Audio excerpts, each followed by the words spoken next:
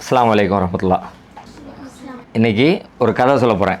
இந்த கதை கற்பனையாக சொல்கிற கதை இல்லை, குர்ஆனில் அல்லாஹ் சொல்கிற உண்மையான வரலாறு. நம்ம இப்போ வாழ்கிற உலகத்தில் நிறைய பேர் கடவுளை வணங்குறாங்கல்ல, கடவுளை கும்பிடுறாங்க. முஸ்லீம்கள் அல்லாஹ் வணங்குறோம், அந்த மாதிரி வணங்குறோம்ல. வணங்குகிற கடவுள்லாம் என்ன மாதிரி, எதையெல்லாம் வணங்குறாங்க? உதாரணமாக சொல்லுங்கள் பார்க்கலாம். சிலையை வணங்குறாங்க, அது மாதிரி வணங்குறாங்க. வேறு எதையெல்லாம் கும்பிடுறாங்க? பக்தியோடு போய் சூரியனை, சந்திரனை அப்படிலாம் காலங்காத்தால் பார்த்தா சூரியனை கும்பிடுவாங்க, சூரிய நமஸ்காரம் அப்படிலாம் செய்வாங்க. அப்படி நிறைய வணங்குறாங்கல்ல. வணங்குற எல்லாமே இன்றைக்கி உலகத்தில் பெரும்பாலும் வணங்குற எல்லாரும் வேறு யாரையோ, முன்னாடி வாழ்ந்த யாரையோ, அல்லது வெறும் கற்பனை கதை பெயர்களையோ, அல்லது சிலைகளையோ, அல்லது அல்லாஹ் படைச்ச ஏதோ ஒரு படைப்பையோ ஒரே வணங்குறாங்க. ஆனால் முன்னாடி ஒருத்தர் இருந்தான், அவன் என்ன சொன்னான்னா என்னை வணங்குங்கன்னு சொன்னான். அப்படின்னா என்ன அர்த்தம்? நான் தான் கடவுள்னு சொன்னான். இன்றைக்கி நாம் வாழ்கிற காலத்தில் அப்படி பெரும்பாலும் யாரையும் நான் தான் கடவுள்னு சொல்லக்கூடிய ஆட்களை நம்ம பார்க்க முடியல.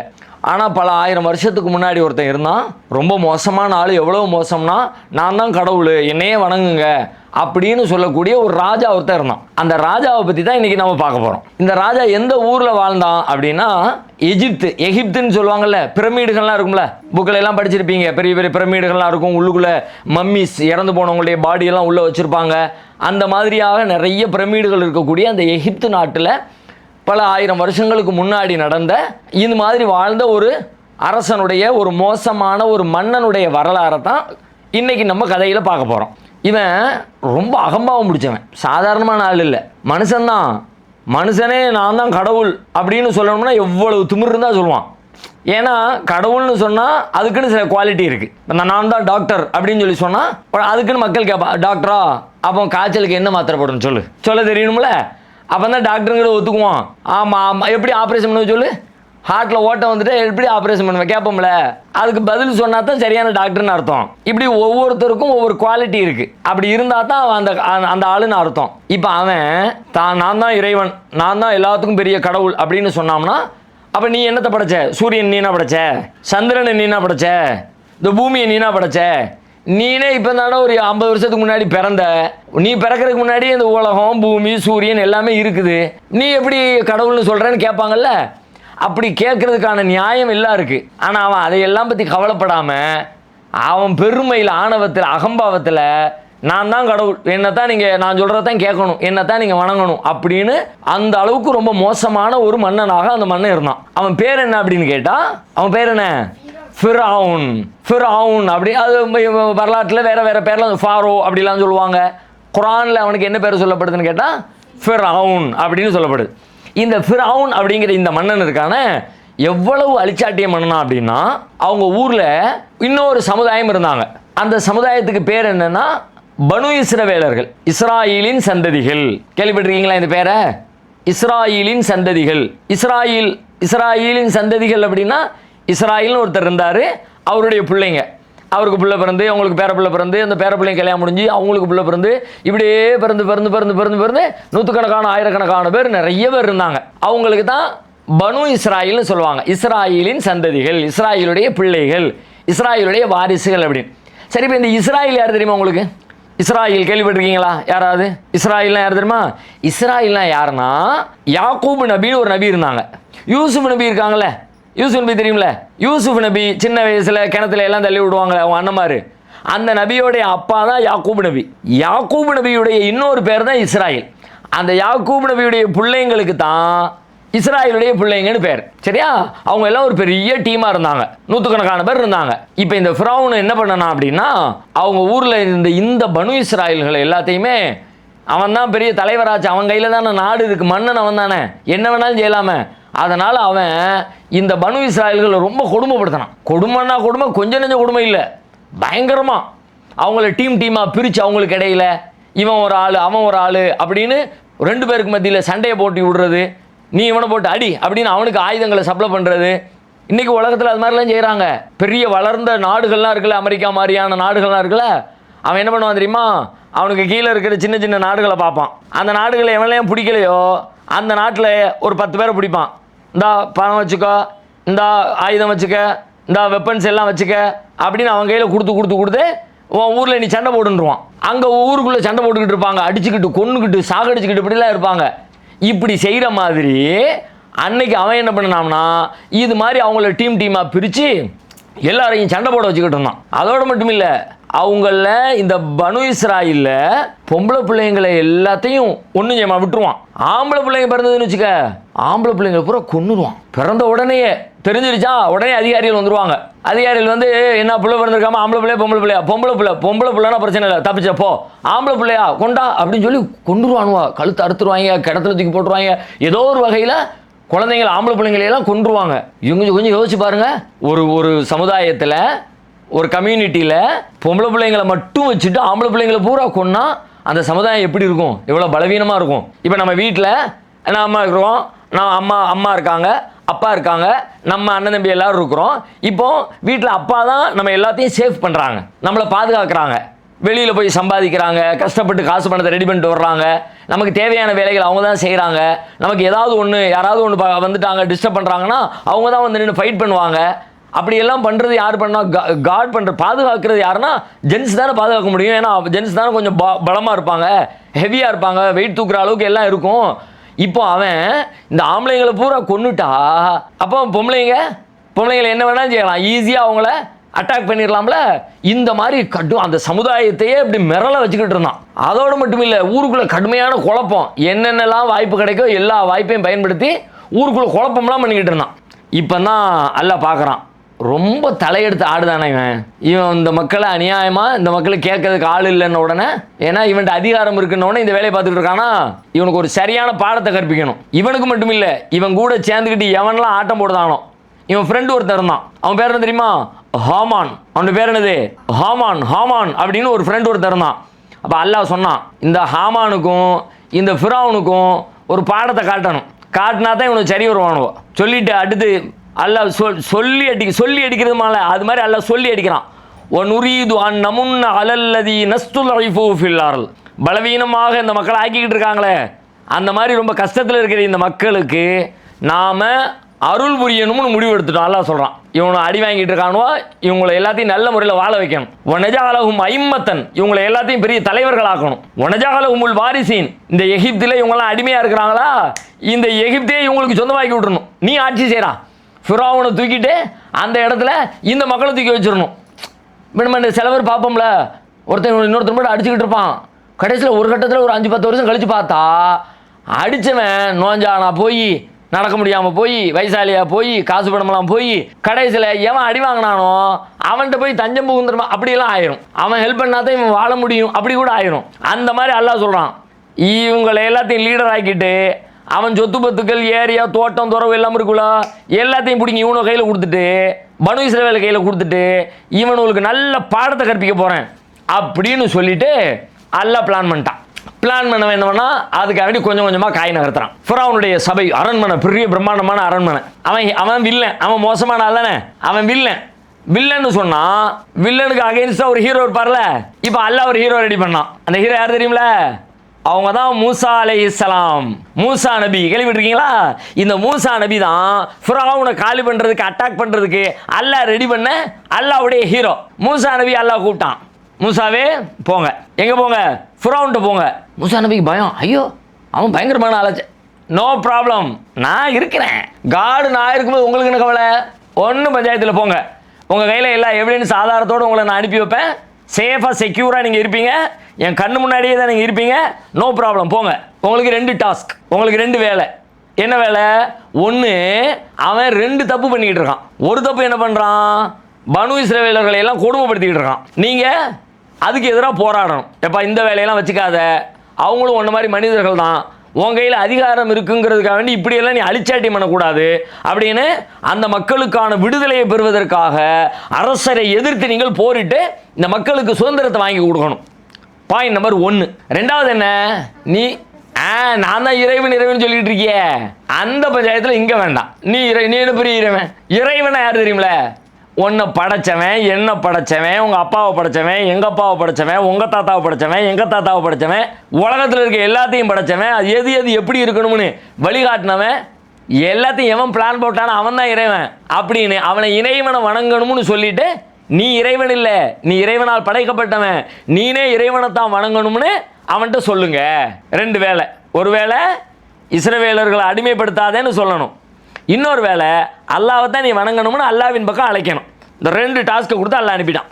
மூசா நபி வந்தாங்க, வந்து சொன்னாங்க, நாங்கள் மூசா நபியோட அவங்க பிரதர் ஒருத்தர் இருந்தார். அவர் பிரதர் பேர் தெரியுமா? அவங்க பிரதர் யாருன்னா ஹாரூன் அலைஹிஸ்ஸலாம். அவங்க பிரதர் பேர் என்னது? ஹாரூன். அவங்களும் ஒரு நபி. 2 பேரும் சேர்ந்து தான் போனாங்க. உள்ளே போய் நாங்கள் 2 பேரும் காடோட ப்ராஃபட் வந்திருக்கிறோம், மரியாதையாக நடந்துக்க. என்னப்பா மரியாதை? ஆனால் அரசியல் மகனா பனு இஸ்ரவேலர்களை என் கூட அனுப்பி விட்டுரு. வலா துஅதிபுஹும், அவங்கள டிஸ்டர்ப் பண்ணிக்கிட்டு இருக்கேன், நீ அந்த மாதிரி வேலையெல்லாம் பார்க்காத. பனு இஸ்ரவேலை என் கூட அனுப்பிடு. அது எப்படி அனுப்புவான்? சொன்ன உடனே அனுப்பிடுவான். நாங்கள் ஒரு நபி போய் சொன்ன உடனே, அவன் இவ்வளோ பெரிய ஆள், அவன் பெரிய மண்ணு ராஜா, அதிகாரம் பண்ணிக்கிட்டு இருக்கான், சொன்ன உடனே கேட்பானா? கேட்க முடியாதுன்னா மூசா நபி சொன்னாங்க, எப்பா அல்லாவை தான் வணங்கணும். அல்லாவா? அது யாருப்பா அல்லாஹ்? வமா ரப்புல் ஆலமீன், ரப்புல் ஆலமீன் அப்படிங்கிறியா? அகிலத்துக்கெல்லாம் ரட்சகனாகி அல்லாங்கிறியா? அது யாரு?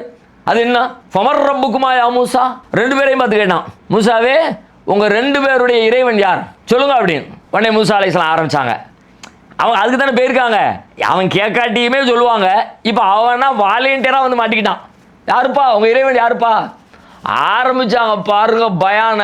ஃபிரௌனுடைய சபையில் அவன் உட்கார்ந்துருக்கான், அவனுடைய மந்திரிகள் உட்கார்ந்துருக்காங்க, அவனுடைய அரசவையில் உள்ள எல்லாரும் உட்கார்ந்துருக்கிறாங்க. மூசா நபி ஆரம்பித்தாங்க, ரப்புன் அல்லதி அகத்தா குல்ல ஷைஇன் ஹல்கஹு சும்ம ஹதா. என் இறைவன் யார் தெரியுமா? அவன் தான் எல்லாத்தையும் படைச்சான், எல்லாத்துக்கும் நேர்வழி காட்டினான். அவன் தான் வானங்களின் இறைவன், அவன் தான் பூமியின் இறைவன், அவன் தான் உங்கள் இறைவன், அவன் தான் நம் முன்னோரின் இறைவன். அவன் அப்படி இருப்பான் இப்படி இருப்பான். அல்லாவை பற்றி எல்லாத்தையும் அப்படி அக்கு வேற ஆணி வேற பிரித்து எல்லாரும் இப்படியே பார்த்துக்கிட்டே இருக்கான். ஃபிரௌன் பார்த்தான், ஏப்பா இவர் பேசுறது கேட்டால் எல்லா பேரும் அந்த பக்கம் சாஞ்சிருவான் போல இருக்குதா, டக்குன்னு டைவர்ட் பண்ணணுமே. ஏய் சும்மா வளராதப்பா, அதெல்லாம் என்னை விட்டால் வேற ஆள்லாம் கிடையாது, நீ சொல்கிறதெல்லாம் நம்புற மாதிரிலாம் ஒன்றும் கிடையாது. நம்புற மாதிரி கிடையாதா? என்னை பார்த்தா அல்லாவுடைய தூதுற மாதிரி தெரியலையோ? தெரியல. இப்போ பாரு, உனக்கு ஆதாரம் தானே வேணும், டாக்குமெண்ட்டை தூக்கி போடுறேன் பாரு அப்படின்ட்டுன்னு அல்லாஹ் கொடுத்து அனுப்பின ஒரு ஆதாரத்தை தூக்கி போட்டாங்க. போட்டா பயங்கரமான ஆதாரம், சபையை கலகலத்து போச்சு, எல்லாம் மிரண்டு போயிட்டாங்க. பார்க்க பயங்கரமாக இருக்குப்பா, பயங்கரமாக இருக்கு. ஆனாலும் ஃபிரௌனுக்கு நம்பிக்கை வரல. அவன் இவர் என்னமோ பயங்கரமான வித்தக்காரராக இருப்பார் போல இருக்கு, மேஜிக் மேன் போல இருக்கு, சூனியக்காரர் போல இருக்கு. என்னமோ வித்தையை தெரிஞ்சு வச்சுக்கிட்டு, தம்பி மூசா உன் வித்தையெல்லாம் நம்மகிட்ட எடுபடாது, ஊருக்குள்ளே உன்னை விட பெரிய பெரிய அப்பம் பாட்டன்லாம் இருக்கான், அதனால் இந்த வித்தையை வேற யார்ட்டையும் கொண்டு காட்டு. மூசா நபி, இது என்ன மற்றவங்க செய்கிற மாதிரி சூனியம் நினச்சியா? இது என்ன வித்தைன்னு நினச்சியா? இது கண்கட்டி வித்தியா? இறைவன் கொடுத்து அனுப்பின ஆதாரம் இது, அல்லாஹ் கொடுத்துருக்கான். இது நீ போட்டு இதை வித்தங்கிற, வித்தனா சவால் குச்சுக்குமா? ஓகே சவால் ரெடி. மூசா நபி ஓகே ரெடி. அவங்க ஏன் பயப்படணும்? அவங்கள்ட்ட ஒரிஜினலில் இருக்குது, டூப்ளிகேட் கிடையாதுல, வித்தை கிடையாதுல, கண்கட்டி மேஜிக் கிடையாதுல, அதனால் ஒரு பயமும் இல்லை. ஓகே சரிப்பா, அப்போ நான் ஆட்களை கூப்பிட்டு வரேன், உனக்கும் அவங்களுக்கும் இடையில போட்டி வைப்போம், யார் ஜெயிக்கான்னு பார்ப்போம். ஓகே வச்சுக்கலாம். என்னைக்கு வைக்கலாம்? மௌஇதுக்கும் யௌமுஸ் ஸீனா, ஒரு பெருநாள் அன்னைக்கு பிளான் பண்ணிக்குவோம். பெருநாள் அன்னைக்கு தானே போட்டி கிட்டிலாம் வைப்பாங்க, நிறைய ஊர்களை பண்ணுவாங்க பார்த்துருக்கீங்களா? பண்டிகை அன்னைக்கு தான் பெரிய போட்டிகள்லாம் வைப்பாங்க. அது மாதிரி ஒரு பண்டிகை தினத்தில் மக்களை எல்லாத்தையும் கூட்டி உட்கார வச்சுட்டு, ஒரு பக்கம் நீ ஒரு பக்கம் அவங்க, யார் ஜெயிக்கான்னு பார்த்துருவோம் அப்படின்னு பிளானை போட்டு டேட்டை ஃபிக்ஸ் பண்ணிவிட்டு ஒப்பந்தம் போட்டாச்சு. ஒப்பந்தம் போட்டுட்டு ஃபிரௌன் ஆட்களை அனுப்புகிறான், ஊருக்குள்ளே போ, யார் யாரெல்லாம் பெரிய பெரிய சூனியக்காரர் இருக்கலாம், மந்திரவாதி இருக்கலாம், எல்லாத்தையும் தேடி பார்த்து சூப்பரான ஆட்களை பூரா கூட்டிகிட்டு வா. எல்லாரையும் கூட்டிகிட்டு வந்துட்டாங்க. மன்னர் தானே, அவன் அலைய தேவையில்லை, ஆர்டர் போட்டாலே ஆட்கள் வந்துடுவாங்க. எல்லாரும் வந்துட்டாங்க. வந்த உடனே எல்லாரும் கேட்குறாங்க, ஃபிரௌனே சார் ஐயா நீங்கள் பெரிய ஆள், ஆனால் நம்ம ஜெயிச்சா நமக்கு எதுவும் உண்டா, கமிஷன்லாம் எப்படி, இன்னலனா அஜிரன் எதுவும் கூலி கீழி கிடைக்குமா? கூலி கிடைக்குமா? இன்னக்கும்ல விடல் முகர்ரபீன், அடே நீங்களும் பக்கத்தில் வச்சுக்கோண்டா, மன்னருக்கு பக்கத்தில், ஃபிரௌன் பக்கத்து சீட்டு உனக்கு தான், விடுங்க தூள் கிளப்பிடுவோம், வரட்டும் மூசாவா யாருன்னு பார்த்துருவோம் அப்படின்னு எல்லாம் ரெடியாகி பிளான் பண்ணி அடித்து துவம்சம் பண்ணிட வேண்டியதான் அப்படின்னு உட்காந்துருக்காங்க. கரெக்டாக அந்த டேட் வந்துருச்சு. எல்லாரும் சபையில் கூட்டிட்டாங்க, மக்கள்லாம் வந்தாச்சு, மந்திரி பிரதானிகள் வந்தாச்சு, அமைச்சர்கள் வந்தாச்சு, ஃபிரௌன் வந்தாச்சு. போட்டி ஆரம்பிக்கட்டும், நீர் போடுகிறீரா அல்லது நாம் போடவா அப்படின்னு ஆரம்பமாகிறது. கடைசியில் நீங்களே போடுங்க, யாரு சூனியக்காரர்களே போடுங்கன்னு மூசா நபி சொல்லிட்டாங்க. வித்தையை போடுப்பா, உன் வித்தையை காட்டு, அதுக்கப்புறம் நான் என் குழுதை காட்டுறேன். அவங்க கையில் இருக்கிறத அள்ளி போடுறாங்க. அள்ளி போட்டால் எல்லாம் கயிறை தூக்கி போட்டா அப்படியே பாம்பு மாதிரி நெளியுது. சுற்றி உட்காந்துருக்கலாம், பயந்து விட்டான். பாம்பு வந்துருச்சு. ஆனால் நெசமா அங்கே பாம்புலாம் வரல. அவன் நெசமா போட்டு கயிறை போட்டால் பாம்பா மாறுமா? கயிறாக தான் கிடக்கும்.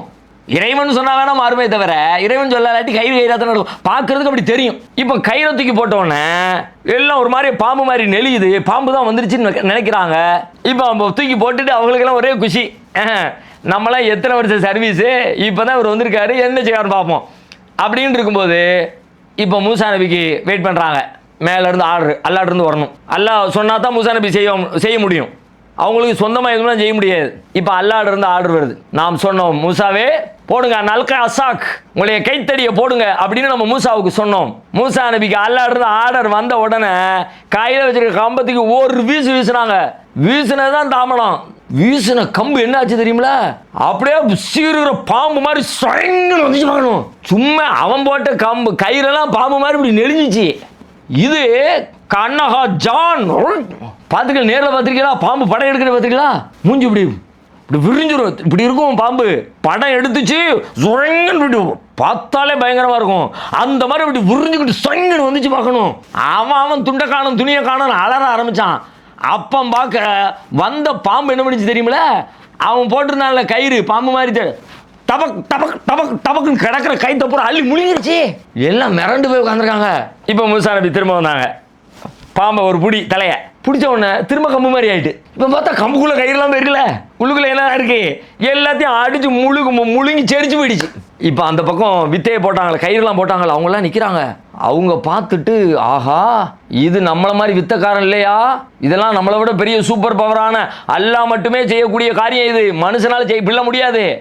மனுஷனுக்கு அப்படி ஒரு மாதிரி காட்சி தர முடியும், சும்மா அப்படி பார்க்கறதுக்கு உனக்கு அப்படி நம்புற மாதிரி செய்யலாம், நெசமா அப்படி செய்ய முடியாது. இது நெசமா நடந்துருச்சு, நெச பாம்பாயிடுச்சு. அது நம்ம போட்டது பாம்பை மாதிரி, ஆனால் அவரு போட்டது நெச பாம்பாவே ஆயிடுச்சுப்பா.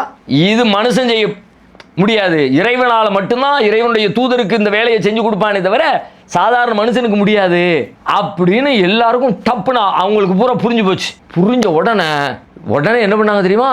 நல்ல மக்கள் அவங்கலாம் வவுல்கிய சஹரத்து சாஜிதீன், எல்லாரும் தொப்புன்னு சஜிதாவில் விழுந்துட்டாங்க. தொழுகையில் சஜிதா செய்யும்ல, எல்லாரும் சஜிதாவில் விழுந்து அல்லாஹ்ட்ட சொல்லி அல்லாஹ் என்ன மன்னிச்சிரு, ஏன் நாங்கள் தெரியாமல் உனக்கு எதிராக வந்துட்டோம், நீ சொல்கிறதான் உண்மை, இந்த மூசா சொல்கிறதான் உண்மை.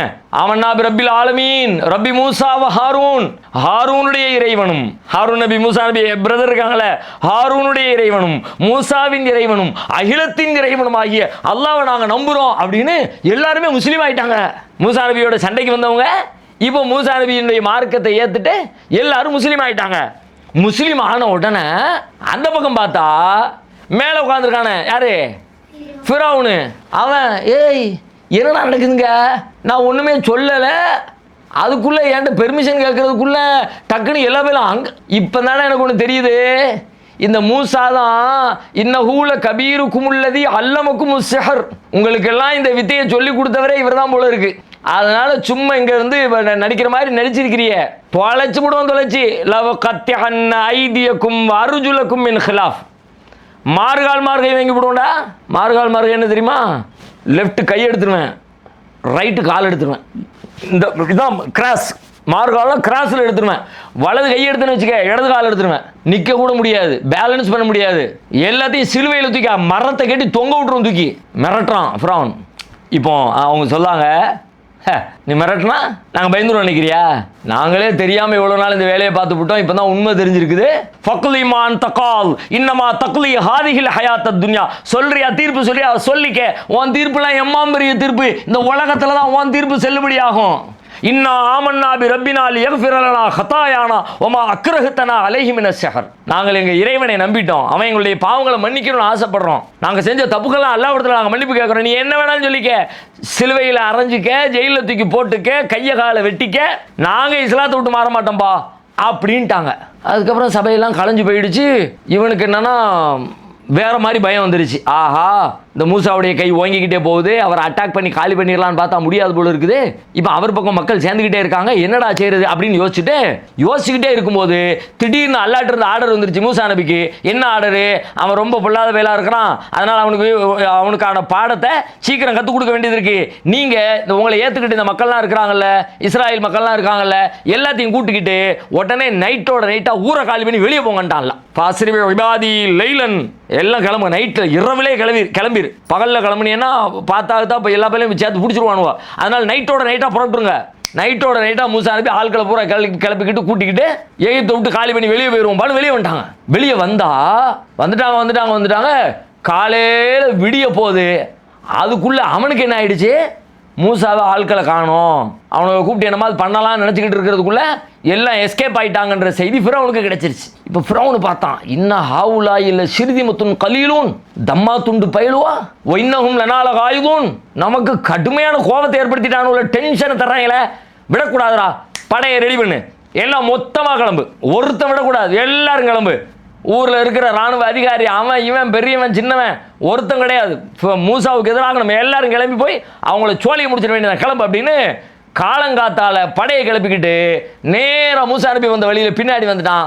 காலையில் மூசா நபிக்கு பக்கத்தில் மூசா நபி போய்கிட்டே இருக்கிறாங்க.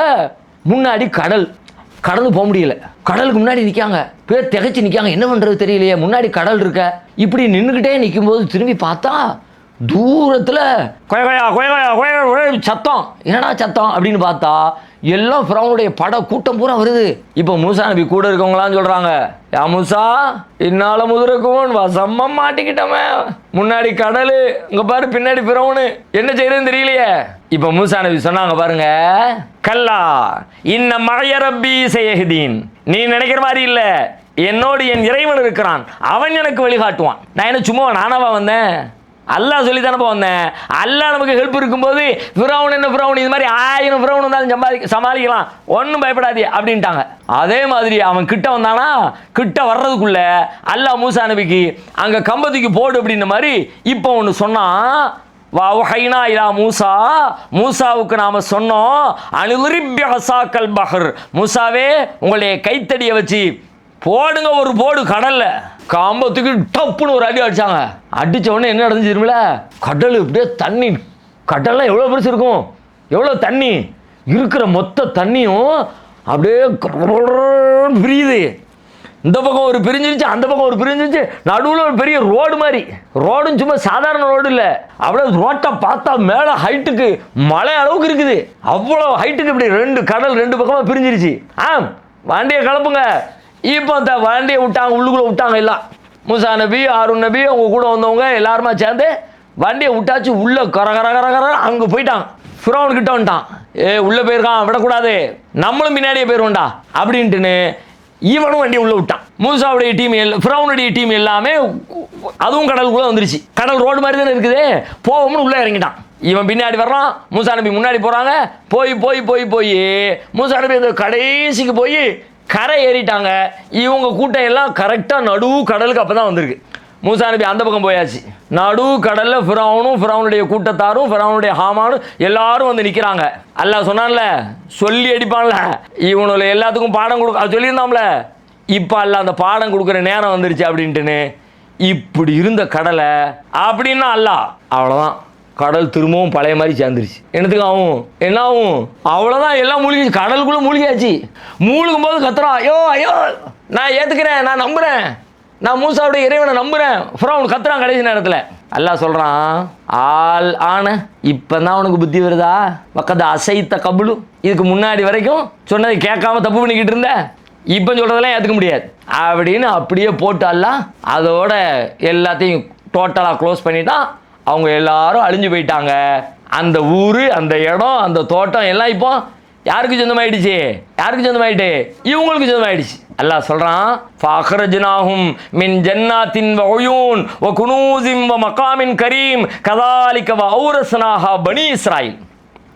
இப்படி தான் பிளான் போட்டு மொத்தமாக அவனை அங்கிருந்து வெளியே அனுப்பணும். அவர்களுடைய தோட்டத்தை விட்டு, அவர்களுடைய ஊற்றுக்களை விட்டு, தண்ணீர் தரக்கூடிய இடங்களை விட்டு, அவர்களுடைய பொக்கிஷங்களை விட்டு, அவர்களுடைய சங்கைக்குரிய மரியாதைக்குரிய இடங்களை விட்டு எல்லாத்தையும் விட்டுட்டு வான்னு சொன்னோம். எல்லாத்தையும் விட்டுட்டு வந்தான்.